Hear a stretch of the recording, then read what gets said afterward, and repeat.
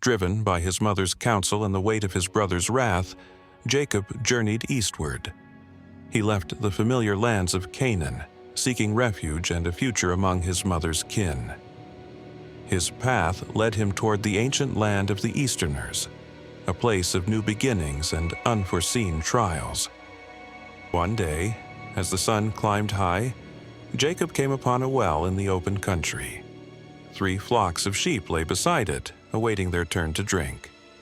A great stone covered the well's mouth, a common practice to preserve the precious water.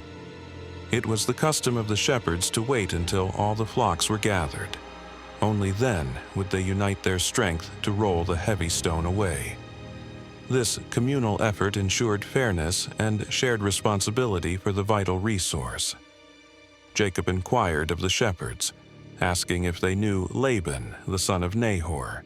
They confirmed his existence and well-being, acknowledging him as a prominent figure in Haran. Their words brought a measure of relief to Jacob's heart. As they spoke, the shepherds announced that Laban's daughter, Rachel, was approaching. She would soon arrive with her father's flock, a familiar sight in the daily rhythm of their lives. Jacob's destiny was about to unfold before him.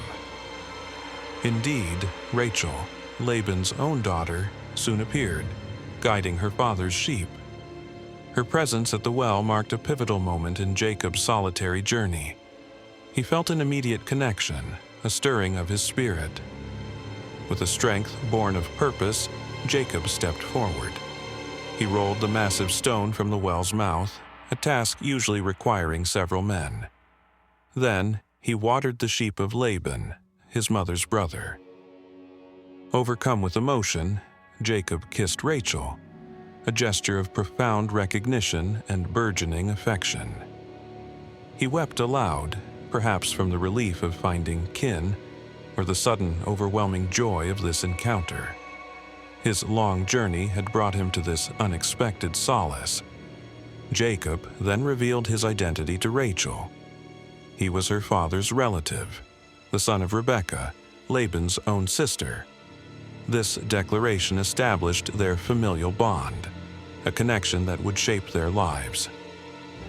Upon hearing this astonishing news, Rachel ran swiftly to her father, Laban.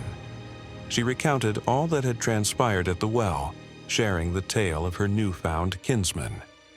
Laban's household was about to receive a most significant visitor.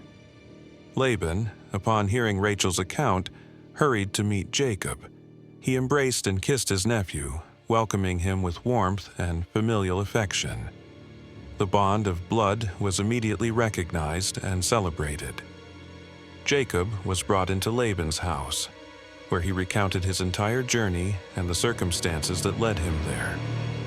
He spoke of his flight from Esau and his mother's instructions, sharing the burdens and hopes of his heart. Laban listened intently to his nephew's story. After hearing all, Laban acknowledged Jacob as "my own flesh and blood." This declaration solidified Jacob's place within the household, offering him a sense of belonging and security after his arduous travels. He was no longer a stranger. After Jacob had resided with Laban for a full month, Laban addressed the matter of his nephew's labor. He declared that Jacob should not serve him for nothing, simply because they were relatives. Laban sought to establish a fair arrangement for Jacob's work. Laban then asked Jacob about his desired compensation, inviting him to name his wages. This conversation set the stage for the agreements that would define Jacob's years in Haran. The future of his service was now open for discussion. Laban had 2 daughters, Leah, the elder, and Rachel, the younger. Leah possessed lovely eyes, a gentle beauty that was often overlooked. Rachel, however, was well-formed and beautiful, captivating all who beheld her. Jacob's heart was deeply drawn to Rachel. Her beauty and grace had captured his affection from their first meeting at the well. He felt an undeniable love for her, a desire to make her his wife.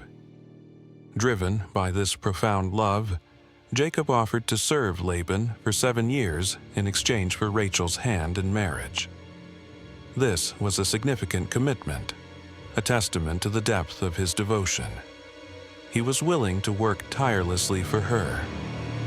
Laban agreed to Jacob's proposal, expressing his preference for Jacob over an outsider.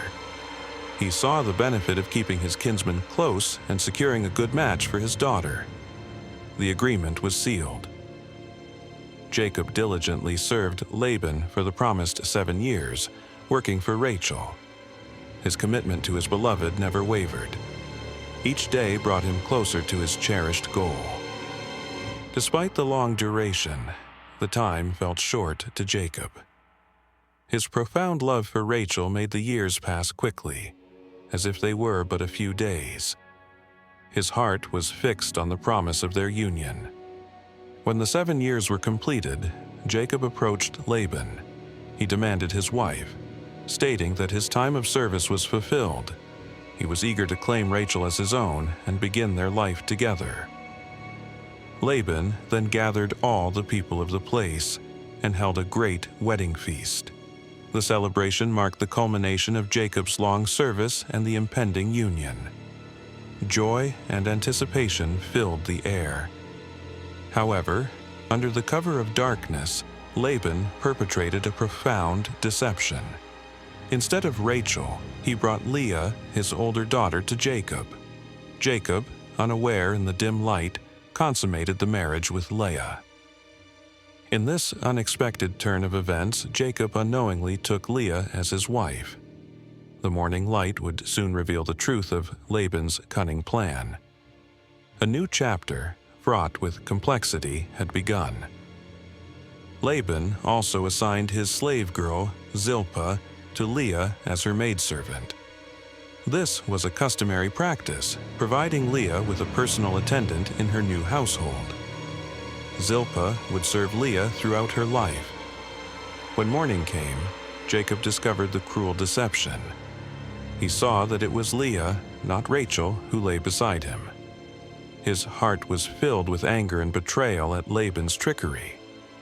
Jacob confronted Laban, demanding an explanation for his deceit. He reminded Laban that he had served for Rachel, not Leah. His voice surely conveyed his deep disappointment and outrage. Laban justified his actions by citing local custom. He explained that it was not the practice in their land to give the younger daughter in marriage before the older. He claimed to be upholding tradition. Laban then offered a new agreement to Jacob. He proposed that Jacob complete Leah's bridal week, honoring the marriage that had taken place. After this, Rachel would also be given to him. The condition for receiving Rachel was another 7 years of service. Jacob, still deeply in love with Rachel, agreed to these terms. He was willing to endure further labor for his beloved. Jacob completed Leah's bridal week, fulfilling the custom. After this period, Laban gave him his daughter Rachel as a wife. Jacob's desire for Rachel was finally realized. Laban also assigned his slave girl, Bilhah, to Rachel as her maidservant. Bilhah would attend to Rachel just as Zilpah served Leah. Both sisters now had their personal attendants. Jacob consummated his marriage with Rachel, the woman he truly loved. His affection for her was far greater than his feelings for Leah. This disparity in love would cast a long shadow over his household. Jacob then served Laban for another 7 years, fulfilling the new agreement for Rachel. In total, he had served Laban for 14 years for his 2 wives.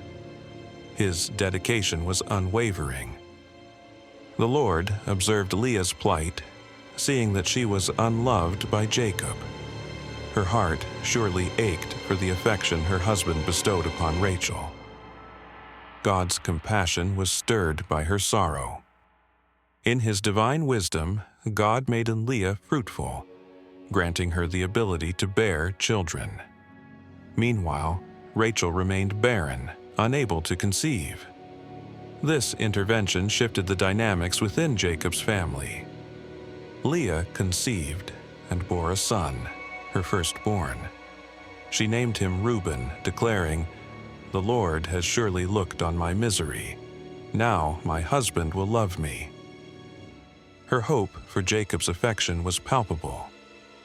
Leah conceived again and bore a second son. She named him Simeon, explaining, "Because the Lord heard that I am unloved, He has given me this one too." Her naming reflected her continued longing for love. Leah conceived a third time and bore another son. She named him Levi, expressing her hope, "Now, at last, my husband will become attached to me because I have borne him 3 sons." She yearned for a deeper bond. Leah conceived once more and bore her 4th son. This time, her heart was filled with gratitude.